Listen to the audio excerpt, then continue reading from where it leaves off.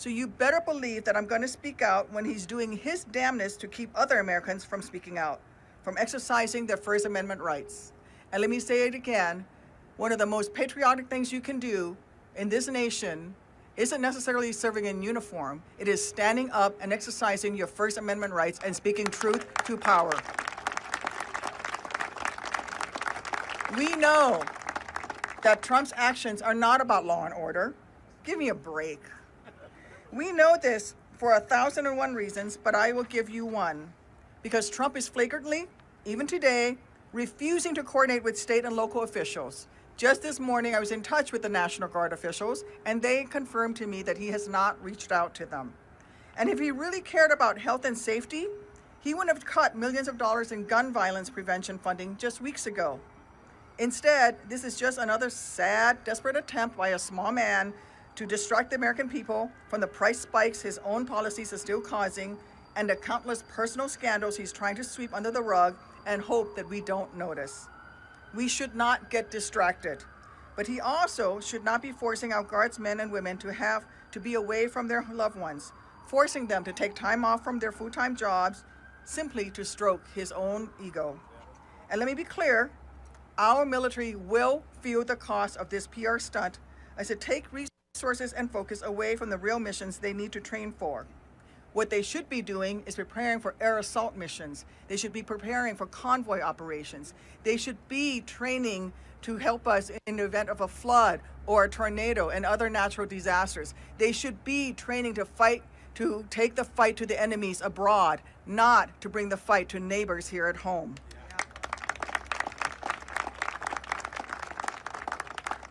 He is also inflicting reputational damage on our nation's military, which is supposed to be nonpartisan. He is taking it and he is deploying our troops on the streets of our nation's communities and hurting the readiness of the greatest fighting force on the face of the earth. Frankly, all this would be embarrassing if it weren't so devastating for those involved and so terrifying for the future and the security of our nation. Forcing the military uninvited into Chicago to intimidate Americans in their own neighborhoods does not make our nation stronger.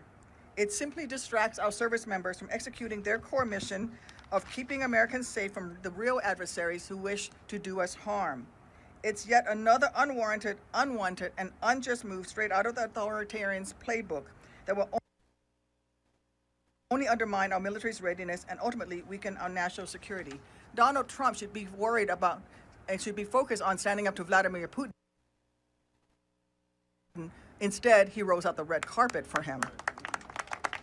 Donald Trump should be supporting Ukraine in its fight against Russia, and yet he does nothing of the sort.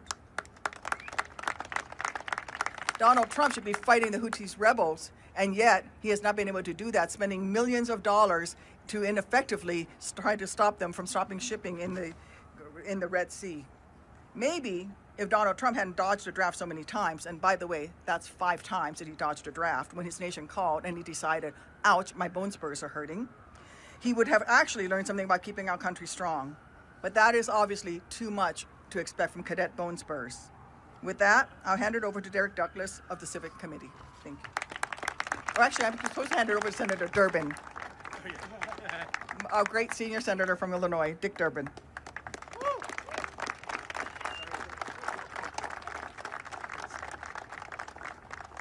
Thank you, Tammy. It's an honor to be here today. Make no mistake, the threat of federal troops to Chicago is not a serious effort to reduce crime in the neighborhoods of this city or our state. If it were a serious effort, it would be a coordinated effort with the mayor, the governor, law enforcement officials at all levels. It is not. The notion that we are engaging the National Guard in law enforcement has been described by each of the previous speakers, and I won't get into detail. But the men and women of the National Guard, I am proud to say, have served our nation and our country honorably over and over again. Proof positive, Senator Tammy Duckworth. She deserves a round of applause. When it comes to law enforcement, that is not the job of the National Guard, and that's not what they're trained for. And this president is making a point of cherry-picking blue cities and blue states on his crime campaign. As the mayor and the governor and others have said repeatedly, if you're looking for the worst of the worst, Chicago is not the first stop at all. There are so many other communities, even red communities, if you allow me to describe them as such, where there is much more needed. The real reason for Trump's action is clear. He is in the process of accelerating mass deportation. If you don't believe it is alive and well, speak to your friends in Little Village and Pilsen, as I have, the people who run the restaurants and the shops, the churches, and they'll tell you what's happened with the fear that is in this community today. And this is something that Donald Trump wants to build on. The goal to deport 3,000 immigrants a day. They've stated it publicly. That's what they're setting out to do. And sadly, they're marching toward that goal. It is one thing for Trump to give speeches as he has and to warn us of immigrants that are rapists and terrorists and murderers and criminally insane. But the reality is this: of those who have been deported, fewer than 1 out of 10 have any criminal record whatsoever. Fewer than 1 out of 10. 90% of the people facing deportation have been doing their best to be good citizens, paying their taxes, raising their kids, going to the same churches we attend, and they expect us to stand up for them, and we should today. I think it's imperative that we do. There's a reason that our Constitution, laws, and history hold back presidents from invading cities and states. This is an act of political theater by Donald Trump, and sadly, we have to take it extremely seriously. My friends, don't walk away and say this is just another political issue. This is how democracies die, when people don't stand up and speak up for the basic constitutional rights and freedoms which are part of us in this country. It's time for us to stand up and make sure we state our position under the First Amendment by assembly and gathering, and I've been to many of them. I want to salute the leaders for always making a point of saying they should be peaceful and nonviolent. That's the starting point. The second part of it is the fact that in our mid-year election, which we're facing in a year and a few months, fewer than half the voters who are eligible actually turn up. That's the job for all of us to change. They can talk about reapportionment and redistricting. We need to register and make sure our numbers turn up in a way that makes a serious difference in the governorship of this country. I am proud to serve you in the Senate, but we have work to do in the remaining 16 months before this election. It is my honor to introduce Derek Douglas. He is president of the Civic Committee and president of the Commercial Club. Mr. Douglas.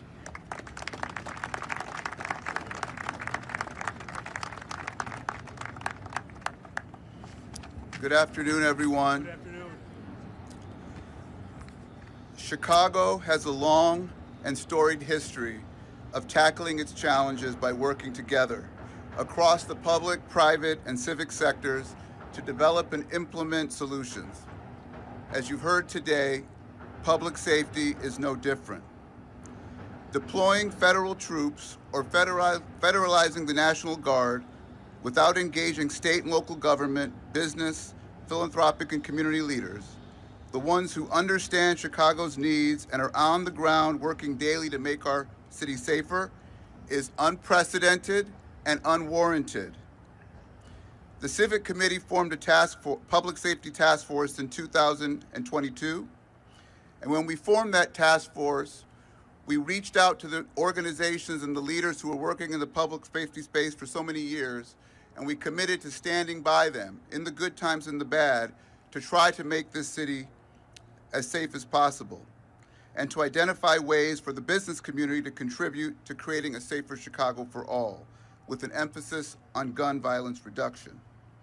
Through those efforts, we work closely with the city, the county, and the state, CPD, Chicago's criminal justice system and leaders, philanthropy, and community-based violence intervention organizations in what we call a one-table approach.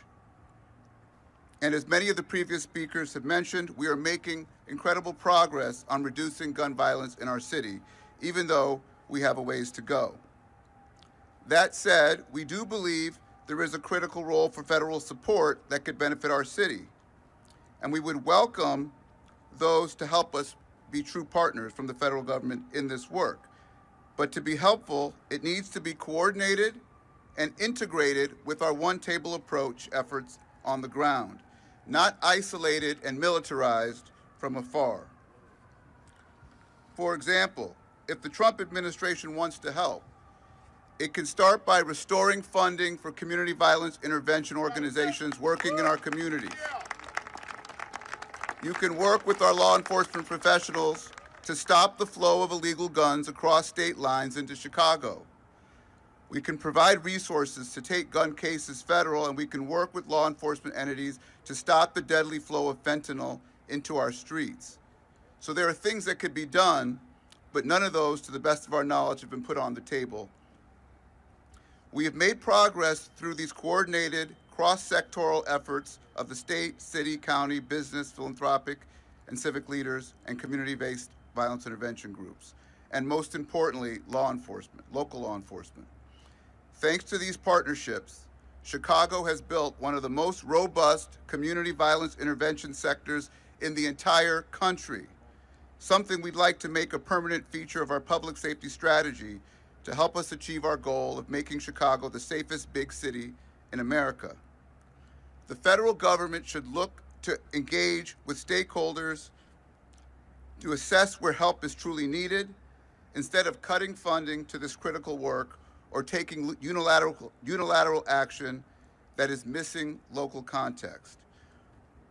I represent the business community here today, and we stand by the governor, the mayor, our county president, our Illinois federal delegation, Superintendent Snelling, Attorney General Raoul, all of our other partners in this work, and the city that we love, to insist that any offer of federal support be closely coordinated and integrated with our one-table approach to reduce gun violence and its impact on our communities. What we need is aligned action. That's what we have going on in Chicago. What we don't need are disruptions to our economy and our businesses. Active duty military patrolling the streets of our city sends the wrong message and risks slowing our economy and disrupting the progress we've made together. It will impact businesses' bottom lines and ability to operate efficiently. It will impact tourism and employees getting to their jobs. It will impact morale. The kind of sweeping, uncoordinated, indiscriminate action being threatened sets a dangerous precedent, and we stand with our city and all Chicagoans to encourage the administration to productively engage with us to help us continue to make progress on this critical issue. Now with that, I would like to introduce Paco Amador, who is the pastor of New Life Church and the board president of New Life Centers. Thank you.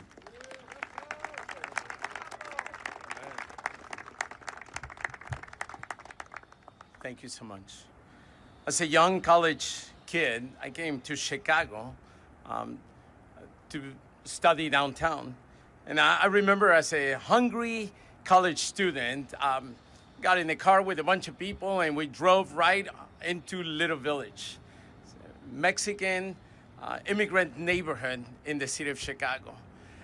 There is an arch at the entrance of the neighborhood.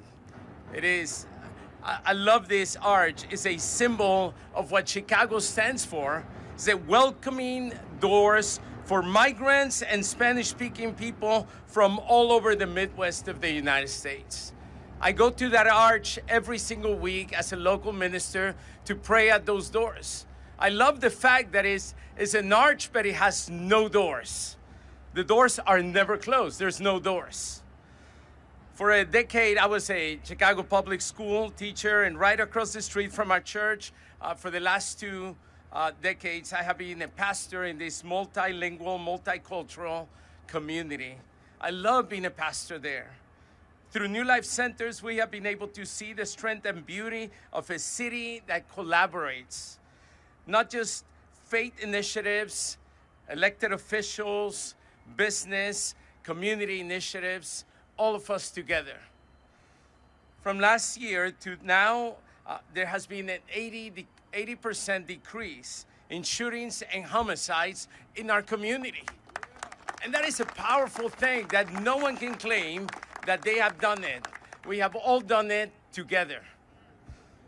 Just yesterday, I was part of our congregation, and many other congregations in Little Village and North Lawndale closed down their services to be able to join in the historic Route 66 in Ogden Avenue. It never closes except yesterday.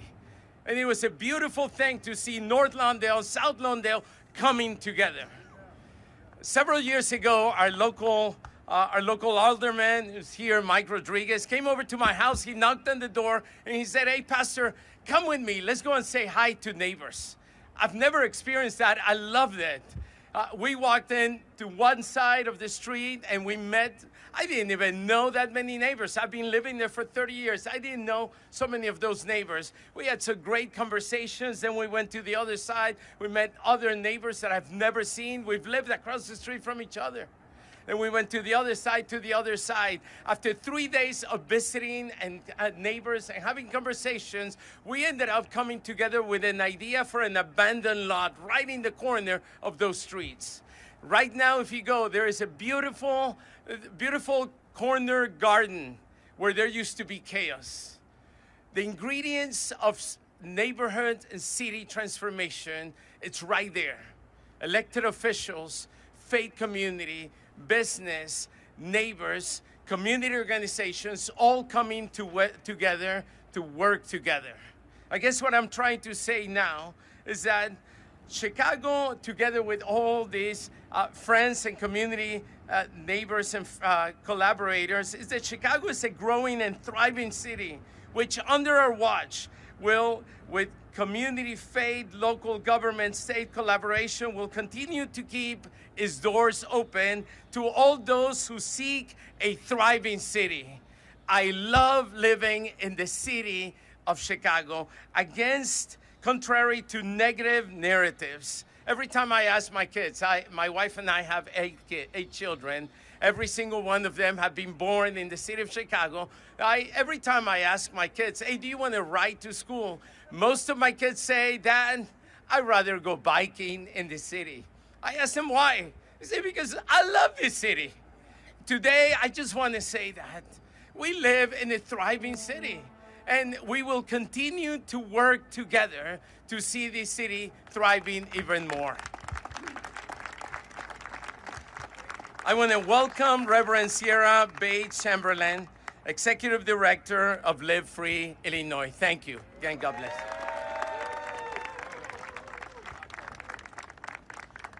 Good afternoon. I am Reverend Sierra Bates Chamberlain. I'm the Executive Director of Live Free Illinois, where we organize over 120 congregations across the state, working at the intersection of gun violence and decarceration. What we are witnessing today is devastating. The President of the United States has chosen to target Black and brown communities already traumatized by state-sanctioned violence and white supremacy. This is not just politics. This is state-sanctioned violence. This is an authoritarian stunt. This is a declaration of war on our people. Two things can be true at the same time. Yes, gun violence has disproportionately impacted Black and brown communities. And yet, across the country, we are seeing historically low numbers in homicides and shootings. That progress is not an accident. It's the work of thousands of mothers, of fathers, of pastors, of organizers, street outreach workers, and young people who wake up every day to build public safety from the ground up. But instead of listening to us, this administration listens to a handful of Judas voices willing to sell out their own community. That is white supremacy, propping up a few to betray the many. And let's tell the truth. There are cities in Missouri, Louisiana, Mississippi with higher homicide rates than Chicago, yet they were not targeted. Why? Because this is not about saving lives. It's about punishing Illinois leadership, punishing Black and brown resistance, and punishing Black hope. Chicago and people across Illinois, we don't need soldiers in our streets. We need resources in our schools. We don't need tanks in our neighborhoods.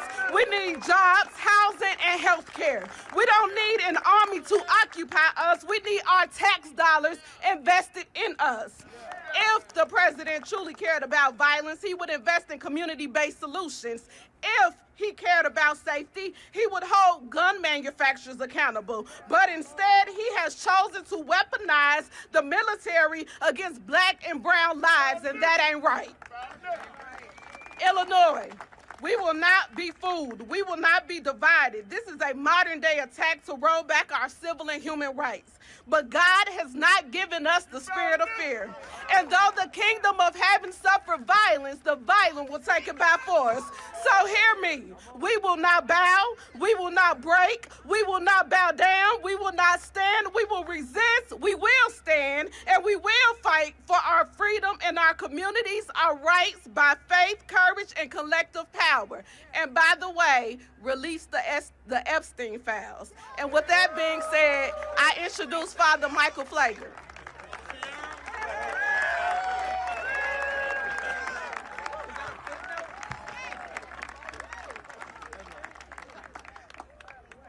Like everyone else has stated clearly, Chicago's not in a state of emergency. We all reject any deployment of National Guard on Chicago streets. We do not need nor want a militarization of Chicago or Illinois, which is only going to induce fear, chaos, and disturb the progress we are presently making to decrease violence. The state of emergency is in America, not Chicago, and is birthed from this president and his administration. Dr. King said he could not raise his voice against the violence of the oppressed without having first spoken clearly to the greater purveyor of violence, his own country. And those are my words to you, Mr. Trump. Before you dare speak about any violence in Chicago, look into your mirror and address the violence coming from the White House. The violence of cutting SNAP, which will cut $2.4 million in food access, put 360,000 Illinoisans at risk by taking food off their tables. Address the violence of cutting Medicare and Medicaid by $500 million, reducing access to doctors, and threatening the closure of hospitals and nursing home facilities throughout the state of Illinois, literally putting Americans in life and death situations. Some Americans will die because of your Medicaid cuts. Address the violence of cutting $158 million for violence prevention in Illinois. And yes, as others have stated, the $800 million anti-violence grants nationwide. And address the violence of refusing to ban assault weapons and high-capacity magazines, refusing to have universal background checks as well as red flag laws, and making America the gun capital of the world due to its gun ownership and sales. And while you're at it, Mr. Trump, stop the gun flow into our state from your Republican state of Indiana. Yes, Mr. Trump, rather than exploit our men and women in uniform for your own political theater, look into the mirror and address the acts of violence that you have ordered from your golden Oval Office, creating violence and chaos throughout this country. Take the wasted money in sending the National Guard and the wasted money used on threatening commercials by your Homeland Security Secretary, and use it on real violence and prevention programs that will bring peace. The only one we have to be concerned about is violence is you, Mr. President. Send the National Guard to 1600 Pennsylvania Avenue. And now I'll bring back our governor for questions, Governor JB Pritzker. Happy to take any questions from members of the media. Mary Ann.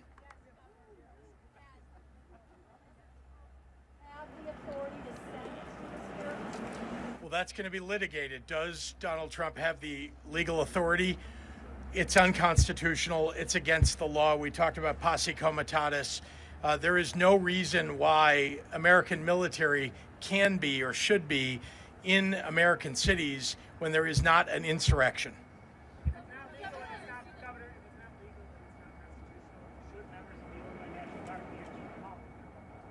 They are required, members of the Illinois National Guard are members of the military. And when they are called up according to Title 10 by the President of the United States, they are required to follow orders, just as they are when the governor calls them up under Title 32. Well, that's got to be determined. I exactly agree with the point that you're making. Yes.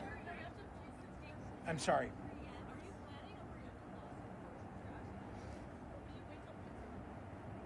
Maybe I can ask the Attorney General to talk about his work. We don't know exactly the exact circumstances in which the deployment would take place. So a preemptive lawsuit couldn't be targeted to a specific targeting of the military. So we don't anticipate that, but we don't rule it out.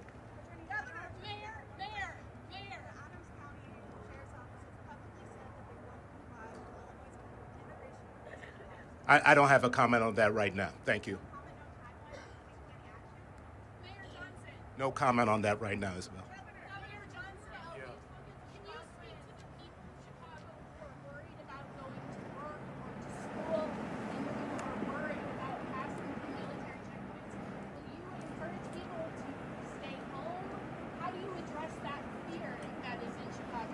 You know, thank you for that question. The way we address the fear is that we stand firm together.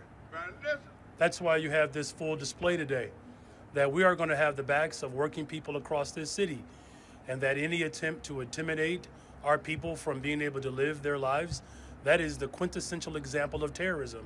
And we will not bend, break, or bow to that type of tyranny. So we're going to continue to make sure that the people of Chicago know their rights, and business, philanthropic, labor, elected leaders, faith leaders. We're all going to put our arms around every single resident of this city to ensure that our way of life is not disrupted. Shia.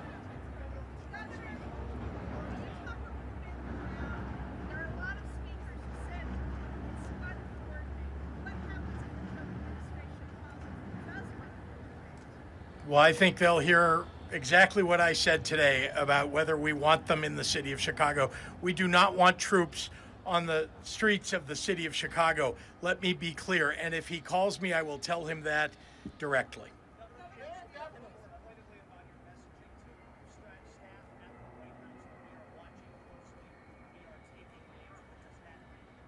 It simply means that people who are breaking the law, who are acting in unconstitutional fashion, will be held accountable, must be held accountable.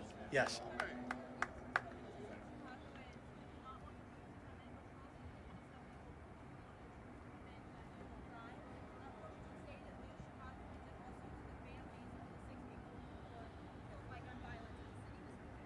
Look, every single person that is the victim of violence in any city across the entire United States is worthy of our sympathy and also worthy of having law enforcement go after the perpetrators.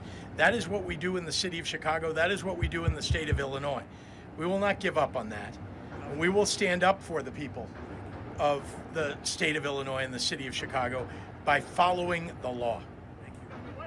I got you. I can speak for Chicagoans. Look, Chicagoans are not asking for a militarized force to occupy our city. They're not asking for that. I can tell you what Chicagoans are asking for. They want us to build more affordable housing. They want us to invest more in young people. They want us to ensure that we're creating mental and behavioral health care services. And do you know how I know that's what they want? It's because that's what's working. There's a 32% reduction in homicides. That's not an easy feat to accomplish. And we're doing that collectively. Chicagoans, here's what Chicagoans want. We want a reimbursement from our tax dollars that we send to the federal government, to send it right back to the city of Chicago to ensure that we build safe and affordable communities. That's exactly what they want. Go ahead. Why the fake backdrop of public safety when not equal? Why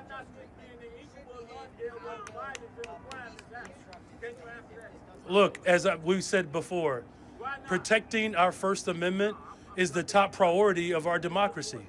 And so, of course, we want people to raise and elevate their voices, but they have to do it in a very peaceful way. Let me be very clear here. The Trump administration, they are trying to incite and provoke violence. And so that's why you're seeing a very coordinated, disciplined response in this moment. Look, there's no secret that the city of Chicago has been on the front line fighting for justice, not just for Chicago, but for folks across this country. This is the city that said, keep hope alive. This is the city that birthed, yes, we can. And so we know how to resist, we know how to raise our voices, we know how to do that in a constitutional way, and that's what we're calling for. Thank you.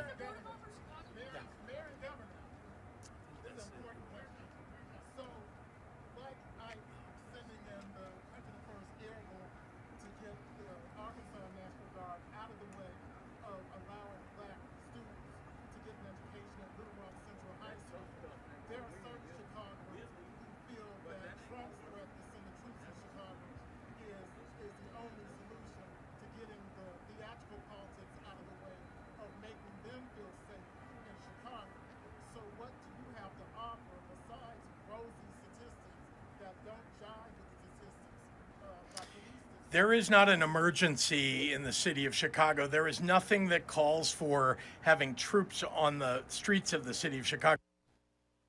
We have crime like other cities do, but let's be clear. We are actually in better shape than the 30 biggest cities across the United States. We're in better shape on average, and it is important to recognize that the President of the United States is doing this for theatrics. This is not because we've asked for it. It is not because there is some justice that he is going to seek. It is because he wants to create chaos. That is all this is about. I'm sorry, I need to call it on somebody new. Yeah.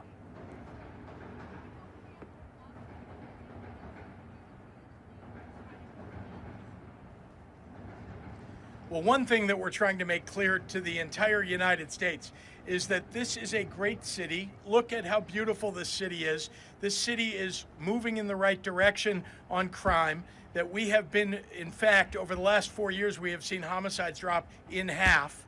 And that is something that the President of the United States should pay attention to. I know he doesn't read. I know he doesn't listen to very many people, but I know he watches television. And so perhaps if somebody from Fox News or from Newsmax is here, they'll cover the fact that Chicago is in much better shape as a result of the work that we are doing to prevent crime, to interrupt crime, to reduce crime, to increase the number of police. Our state police are up during my time in office. I want the president to understand that we do not want troops on the ground in the city of Chicago. Neither do the people of Chicago or the people of the state.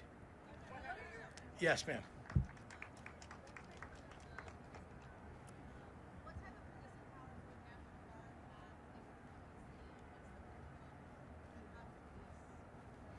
Well, the Chicago Police Department has its job to do. The troops, if they are federalized, will be limited by what federal troops can do. So those are the rules. They're not supposed to be doing crime fighting. They're not supposed to be involved in anything other than what federal troops are supposed to do.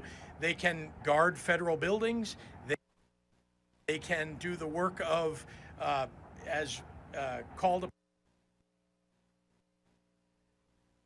upon to, perhaps sit outside the city of Chicago, but not to fight crime in the city of Chicago. Upon to, perhaps sit outside the city of Chicago, but not to fight crime in the city of Chicago. That is not what they're supposed to be doing. Yes, Jason, sorry.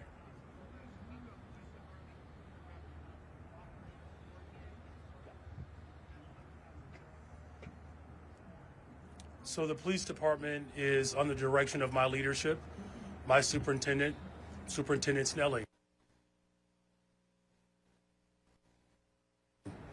We have our own autonomy in terms of how we protect this city. As the governor has articulated, federal troops are not police officers. They don't have that authority or that power. So the very thing in which the president is claiming he wants them to do, they don't have the authority to do that. Look, here's the other thing that's important. Our local law enforcement cooperates with federal agents on a host of things, one of which is getting illegal guns off the streets of Chicago. Just a couple of weeks ago, we seized over 150 guns that were trafficked in from Mississippi and Indiana. That's the type of coordination that we have to continue to do to drive safe and affordable neighborhoods. Thank you all very much.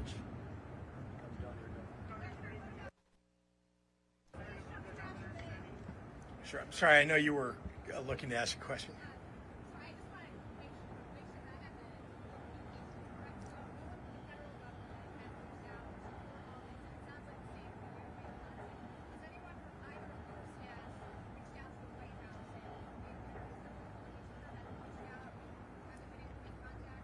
If we needed them to call in troops or we needed to have the National Guard federalized, we would call them. We are not calling them. We do not need that. This is going to be the last question.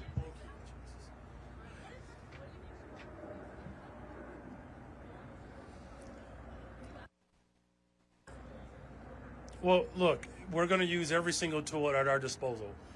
Here's the most important thing to note today.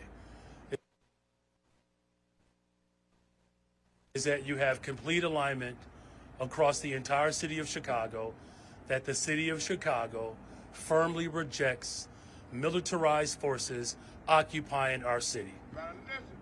It is uncoordinated, uncalled for, and unsound. The best way to build safe and affordable communities, not just in Chicago, but across this country, is to invest in them. The safest cities in America invest in people, and that's exactly what we're doing. Thank you all very much. Have a great day.